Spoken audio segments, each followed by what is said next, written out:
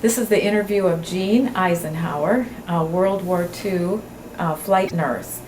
And Gene, would you tell us a little bit about your history as a flight nurse? When you came in, a little bit about what you did, and then when you got out. Okay, I entered service in, I have it here, just a minute. I had it a minute ago. Okay. Oh, June in July 6, 1943. And then I went to the School of Air Evacuation, Bowman Field, in Louisville, Kentucky. And I started school in May of 44. And I traveled after the school at Bowman Field. I flew in the States for some time out of Memphis, and we fly to the East Coast and the West Coast, picking up patients and sending them to the hospitals, hopefully close to their home. And then I was transferred to Hawaii and flew to the South Pacific and also back to San Francisco. And I was discharged at Fort Bragg in 1946. Is that a nice summary?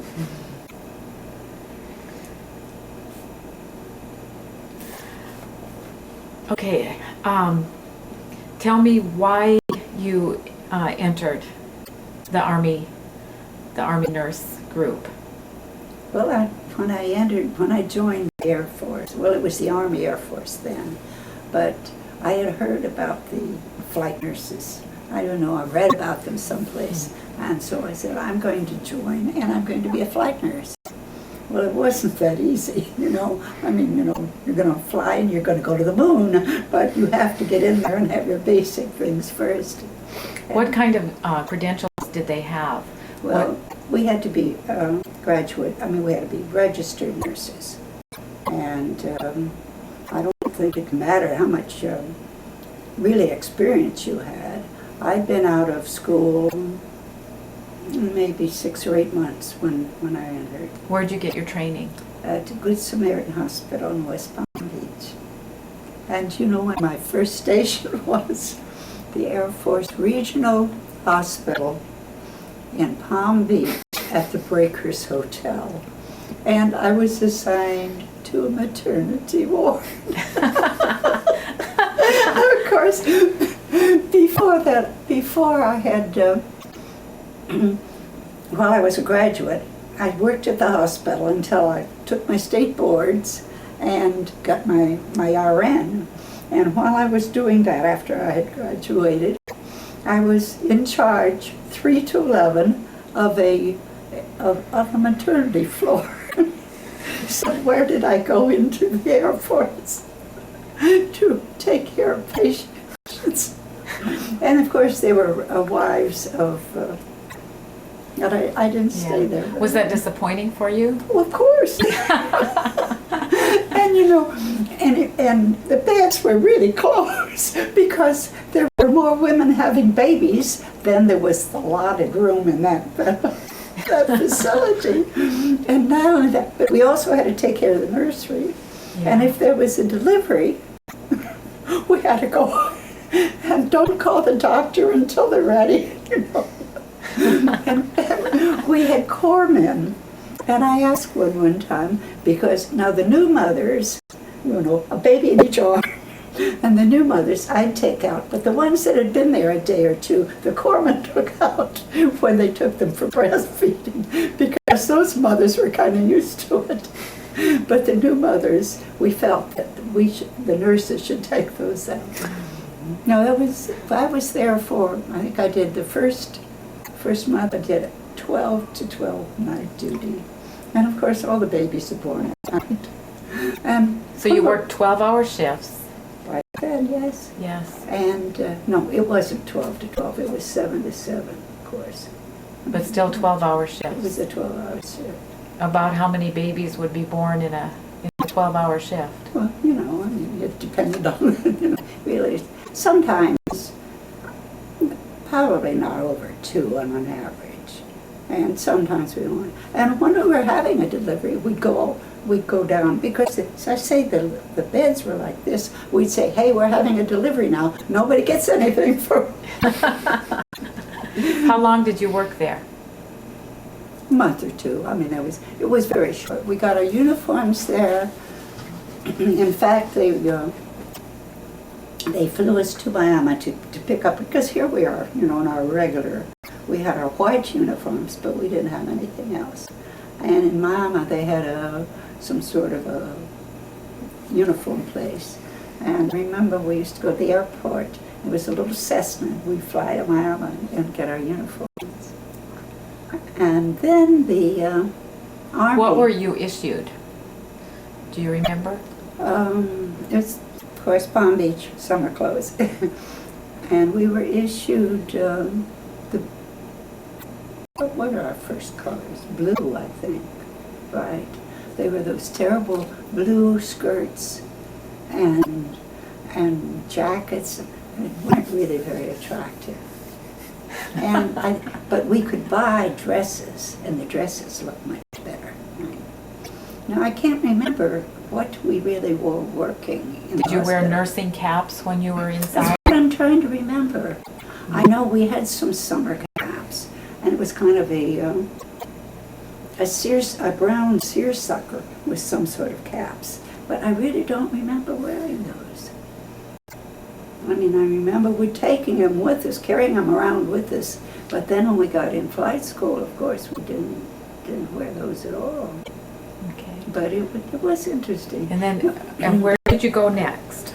Well, what happened, the Army was going to take care of. You see, it was the, trying to think out what they called it, the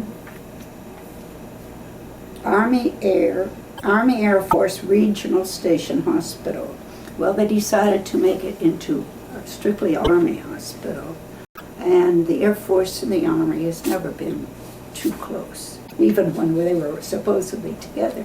So the Air Force tried to get all of their personnel out of there that they could.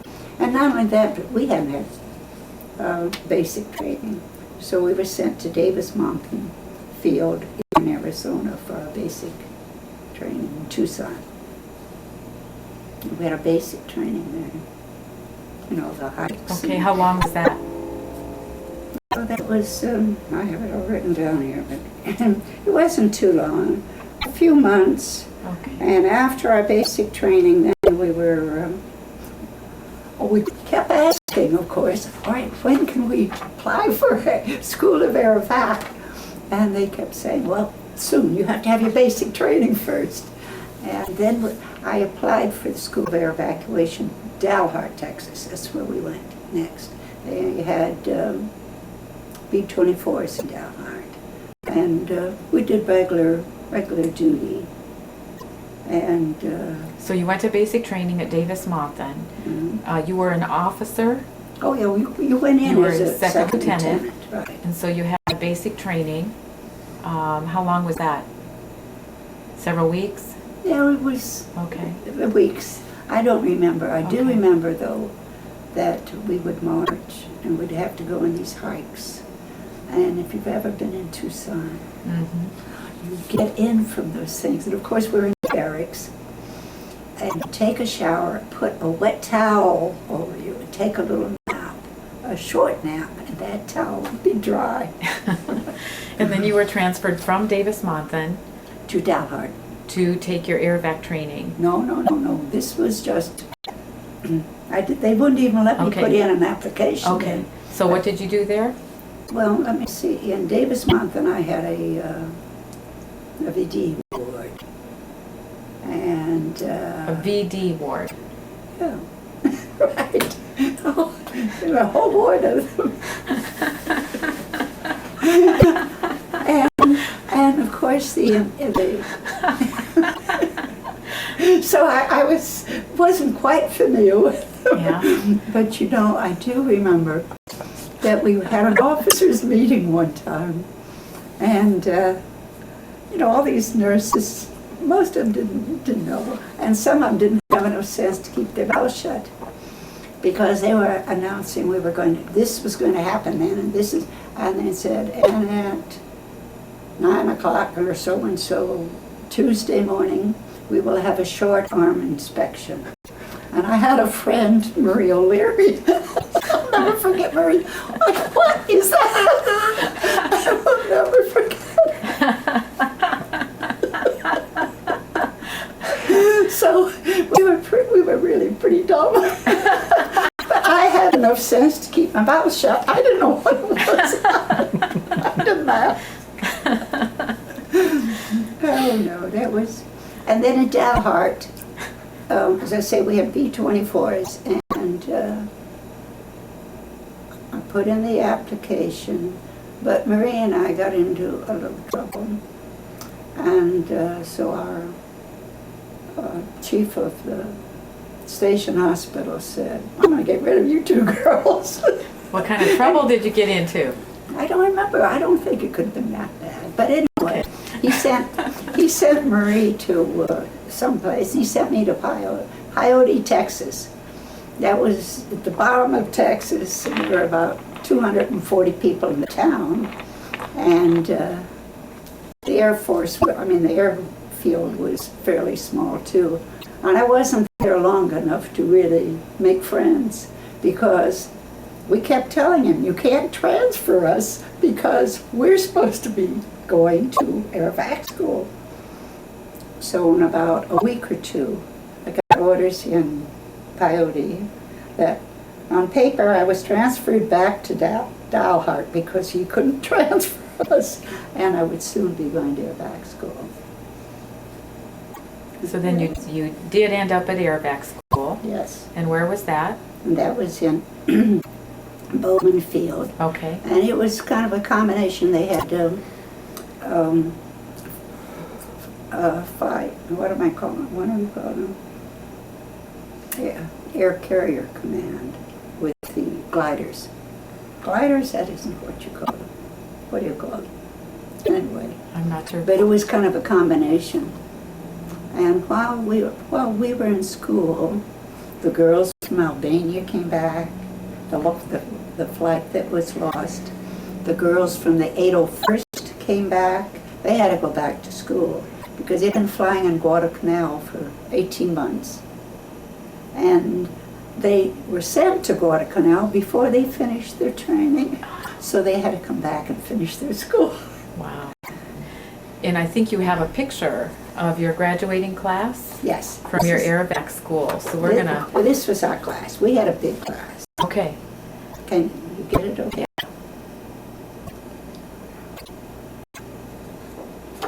And then our class stayed, I think we were supposed to be there for 3 months, but we stayed longer because for one reason, it was a chickenpox outbreak or something. And the girls that hadn't had chickenpox, they sent them out on bivouac. And that was one. So we had to stay on bivouac until they had the epidemic kind of under control. So we were out on bivouac for two weeks before we got to go back to the field. And then they didn't know exactly what to do with us. They put us in squadrons, but some of us never went out. Some of them went out as replacements, and 2 squadrons that needed replacements. But then they decided to have these, I think there were 3 places in the United States that they set up headquarters for flying from one coast to the other. So I did that for quite a few months until I was sent to Hawaii for Hickam Field. Okay, and you went to Hickam Field in 1940? I think that was 45. Okay. It was after, of course it was, because it was after VE Day, and they were sending the troops from Europe to Japan, to fight Japan. In the Pacific. And it was, and then I got over to Hickam, and I think I'd only been over there a short time when it was VJ Day. Tell me a little bit about your work at Hickam. where did you live, and what did you do? We could fly, in the States, we could fly 80 hours a month.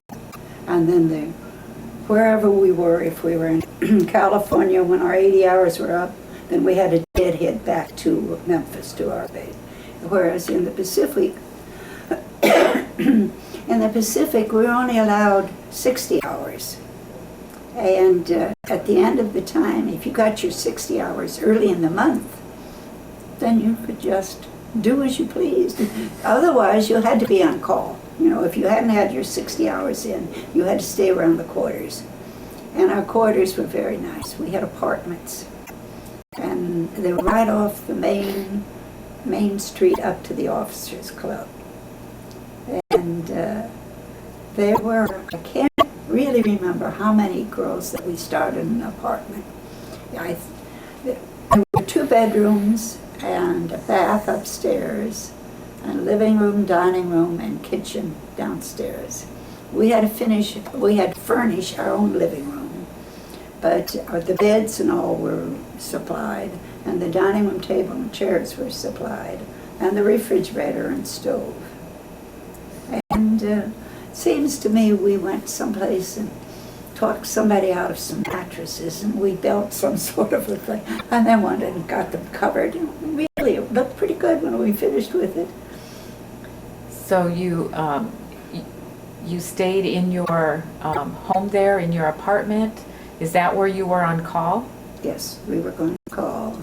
And and then, of course, we would go out to when we were called, we had to be report out at operations. And right there at Hickam Field. Right there at Hickam Field. And we'd get our orders and prepare for them. And I remember those long spikes of pineapple that the Red Cross had. They were so good. Now, the Hickam Station Hospital was just a few blocks from where you were living. Did you have any communication? I can't even remember where it was. It's, it isn't, it's strange, but I just don't. Okay. But when you got patients, or when you flew patients in, tell me what you did with the patients. When we would bring the patients back, for instance, we'd fly from Hickam. Sometimes we stopped at Johnston Island, and then other times we didn't. The other times we fly directly to Kwajalein. And from Kwajalein, we'd fly to Guam or Saipan. And then if you're going to Guam, you might go on to Manila. And at one time when they thought that they were sending all these nurses down to Manila, ready to go into Japan to bring the wounded back when we had the invasion. But instead, we didn't have the invasion. And I spent 30 days in Manila. And Manila, we had this big house. Oh, it was a huge house. It was quite a ways from the town, and it was quite a ways from the air base. But I know it was muddy roads, and we were given a jeep and a driver. And he would take us where we wanted to go. And we had mosquito netting that we had to wear and use at night. And it was an enormous old house, and it had great big porches all around it. And we got bored. We played a lot of bridge. And also, about that time, you see, VJ Day happened, and there we were, all of us down there, and we could only leave as they would bring maybe prisoners of war or that way back. So it took a long time to get out. I don't know how many they had down there to start with, waiting for the invasion. But then flying back, we would fly one leg of the trip. For instance, we'd fly from Manila to Guam. And then we turn the plane or the patients over to another flight who was in Guam, and take from Guam to Kwajalein. And then back.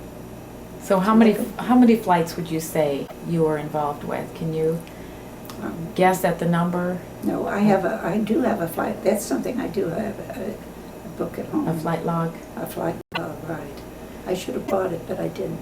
Okay. But Just a couple of side questions. When you had free time at Hickam Field, what did you do in Hawaii?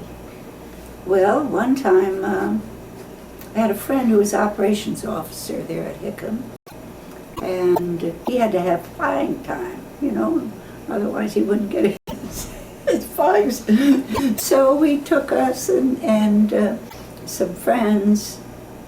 There happened to be a submarine, and they had to come to I gave them the Royal Hawaiian, the Royal Hawaiian. Well, that was where they for the submariners had rest and recuperation there, and their sub was in dry dock or whatever they call it. So they were there for a while, and one of the nurses in our quarters met one, and she brought the rest of them over. So we were kind of dating a submarine. But the fella I'd been dating had just been sent back to the States for some reason or other, and I met this, I think he was a major at that time, Major Troxel, who was operation officer, and he needed flying time, so we went over to the island of Hilo. And that was the twin brother of the man I ended up marrying. He was married, and I said to him one time, "You're such a nice fellow. Isn't there any at home like you?" And he said, "Yes, I have a twin brother in San Francisco." And sure enough, one of my trips then, I was flying into San Francisco. So Bill said, "Why don't you look up my twin brother, Gordon?" And I said, "Okay." So he had just been out. He just got out of he was a major in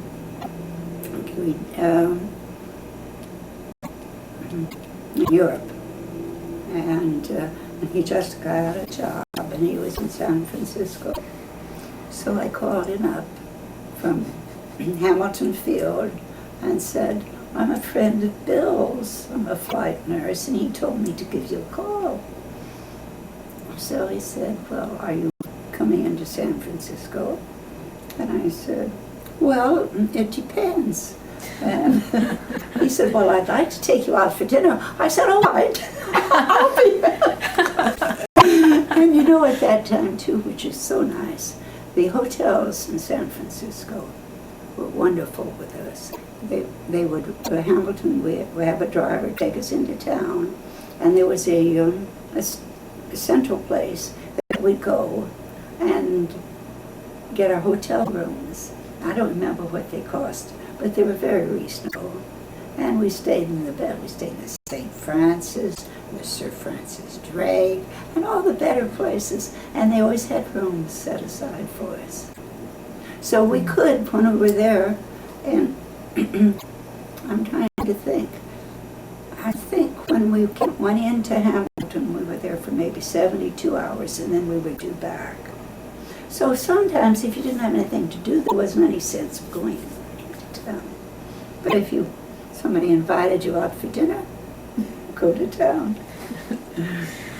After Hickam, did you serve somewhere else? No, I marched in the VJ Day parade at Hickam.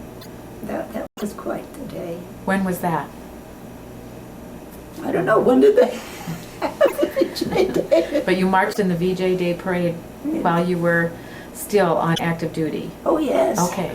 Yes. Okay. Because I didn't get out of service until 46. Okay. Tell me about the rest of the time that you served then. What you did. Well, I guess that's all I did, go back and forth. Right there at Hickam. Okay. And in your time in the Philippines? One time, though, it was Christmas Eve. What year would that be? I guess 44, Christmas Eve. I was flying from Kwajalein to Hickam. And we took off 3 times because we had to come back for something.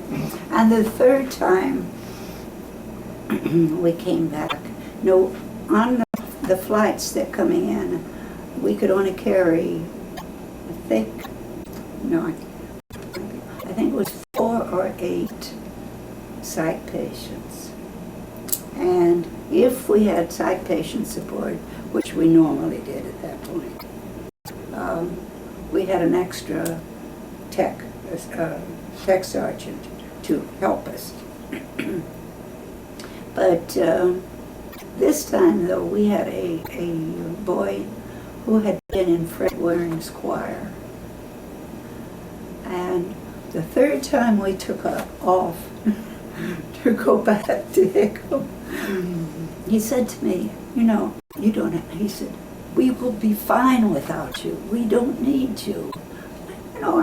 My feelings were kind of hurt. He said, we've taken off this. He said, you don't want to take off the 3rd time. We're not going to make it. There's no sense of you going down with us. But he was such a sweet boy, and we got up in the air the last time, and he started singing Christmas carols. Can you imagine hearing Christmas carols for 12 hours? And by the time we got to Hickam, it was kind of hoarse. But to start with, it's beautiful because he had a beautiful voice. And we made it to Hickam, too. And then there was another time I was thinking about having the extra tech sergeant with us. We're flying from Hickam to Hamilton.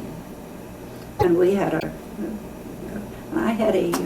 never forget it, I had a young man from Fort Lauderdale. That was where I was from at that time, Fort Lauderdale, Florida. That's where my mother was. And he was in a full body cast. And I had a tech, and we were trying to move him, right? And he was just too heavy. I called the tech that was supposed to be back there with the psych patient. Please, can you come and help us lift this patient? He came up, and we got him up, and I felt a breath of fresh air. This patient was trying to get out of the airplane. There he was at the door. Now the pilot swears that I was crazy. There wasn't any way I could have felt anything, that he couldn't have ever got out. But what made me look back there and see him trying to get out of the door? I don't know. But he was trying to leave the airplane. And The psych patient. A psych patient. Well, needless to say, I picked him up. I got him back in his litter. I don't know how I did it. But I went on immediately, that really threw me. But we got him strapped in his litter and all. I went up to the pilot. And he said, you didn't. I said, what? Why would I look back there if I didn't feel some fresh air? He said he couldn't have possibly got that door open that much. But I could just see the idea. Okay, you left Hickam with how many patients? You arrived at Hamilton. Wow, wow. What kind of plane was that? It was a C-54. Okay. Right. No, but that was one of my scariest. Wow. It really was. That kind of haunted me for days.